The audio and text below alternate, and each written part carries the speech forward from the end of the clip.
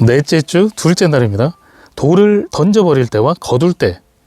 메들린은 이제 아시아에서 생활한 지 10년이 넘었다. 이제 낯설고 생소한 문화에 익숙해졌고 언어도 제법 능숙하게 구사할 수 있게 되었다.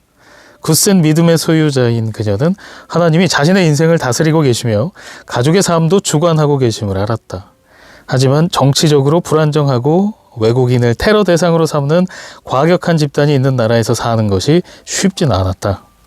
때로는 끊임없이 밀려오는 두려움을 떨쳐내지 못하고 밤중까지 잠들지 못하기도 했다. 메들린은 아주 어릴 때부터 겁이 많았다. 유난히 어둠을 무서워하고 혼자 있는 것도 싫어했다. 공포 영화는 절대 보지 않았다. 나이가 들면서 그런 두려움은 다른 양상을 띠었다. 두려움이 마음을 지배하기 시작하면서 수많은 결정에 영향을 미치게 되었다. 낯선 나라와 문화권에서 살면서 이유 없는 막연한 두려움은 더욱 심해졌고 마음에 병이 들 정도였다. 어느 날 밤 마침내 그녀는 하나님께 자신을 사로잡고 있는 두려움과 공포를 내려놓을 수 있게 도와달라고 부르짖었다. 솔로몬은 국경에 장벽을 쌓기 위해 돌을 모은다거나 작물을 심을 준비를 하기 위해 밭에 돌을 치운다는 식으로 구체적으로 설명할 수도 있었지만 본문에서는 어떤 상황을 말하는지 밝히지 않았다. 독자가 각자 해석하도록 현명하게 여지를 남긴다. 하나님은 내가 어떤 방향으로 돌에 관해 묵상해야 할지 알려주셨는데 그 돌은 영적 요새를 짓기 위해 던져버리고 모으기 위한 것이었다. 역사적으로 요새는 적의 공격에서 성을 보호하기 위해 방비를 강화한 것을 말한다. 성이나 성체를 생각해보라. 요새는 무엇인가가 들어오거나 빠져나가지 못하게 지킨다. 성경은 두 가지 반대되는 개념으로 요새를 이야기한다. 첫 번째는 하나님이 우리의 요새가 되신다는 것이다. 하나님은 우리를 지키고 보호해 주시는 분이다. 우리는 피할 곳을 찾아 그분에게 달려간다. 주님은 우리의 요새가 되어주신다. 우리는 악과 무서운 공격에서 보호해 주시는 전능하신 하나님의 돌보심을 받으며 그 산성 안에 거한다.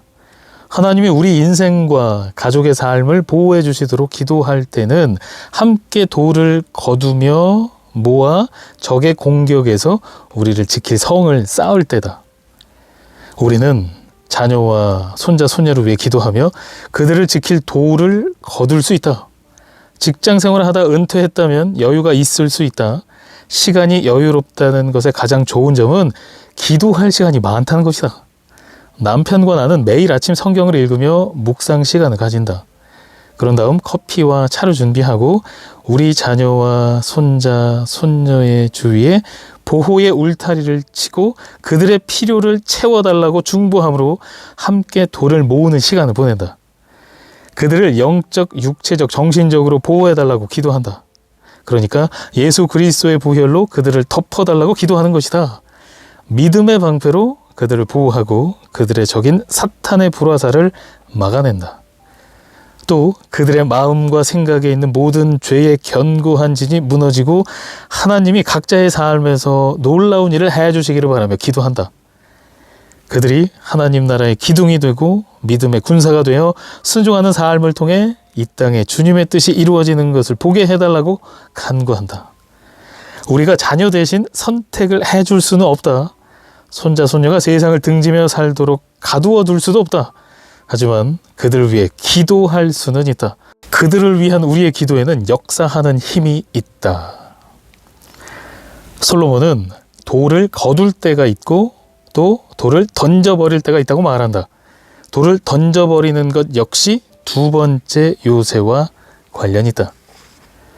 헬라어 오크로마, 즉 견고한 진은 튼튼한 장벽이 있는 군사 요새를 말한다. 고린도후서 10장 4절에서 바울은 부정적인 의미로 견고한 진이라는 단어를 사용했다. 또한 현실에서 도피해 숨을 피난처, 안전한 장소를 찾으려는 사람이 내세우는 거짓된 주장을 비유적으로 가리키는 말로 사용했다. 이런 류의 견고한 진은 두려움이나 교만, 분노와 같은 부정적인 것을 감싸고 사랑과 기쁨, 평안과 같은 좋은 것을 차단하기 때문에 꼭 무너뜨려야 한다. 견고한 진을 무너뜨리기 위해서는 반드시 기도가 필요하다.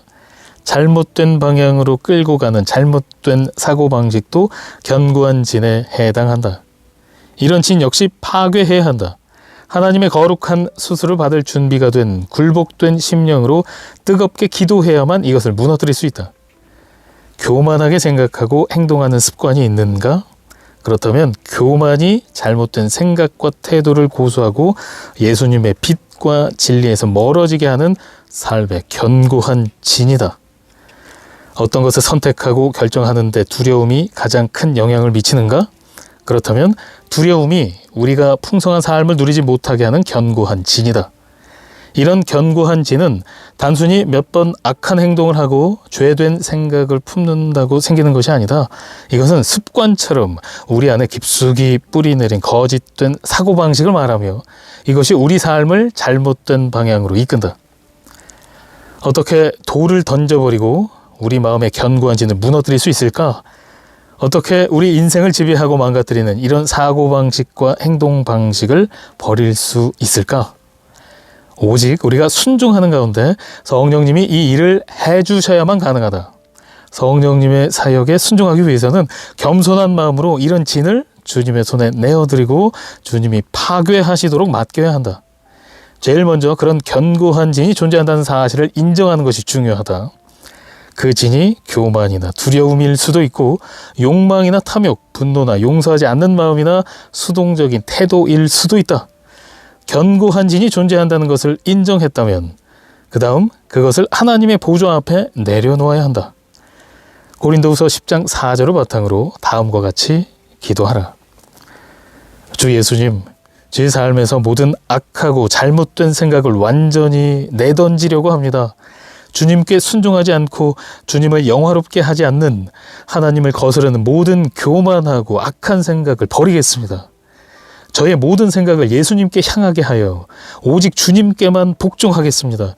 예수님의 이름으로 이 견고한 진에서 저를 건져주시고 주의 거룩한 빛을 비춰주셔서 주님의 생명이 제 마음에 충만하게 해주세요.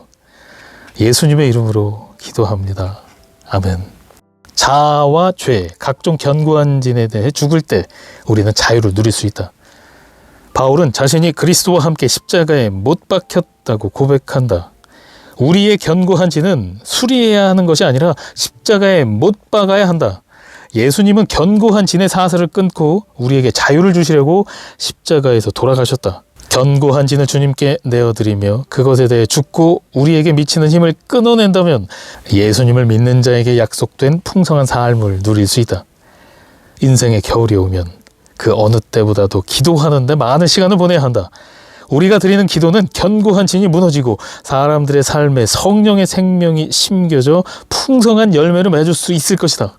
기도로 맺을 열매를 우리가 살아있을 때 다 보지 못할 수도 있다.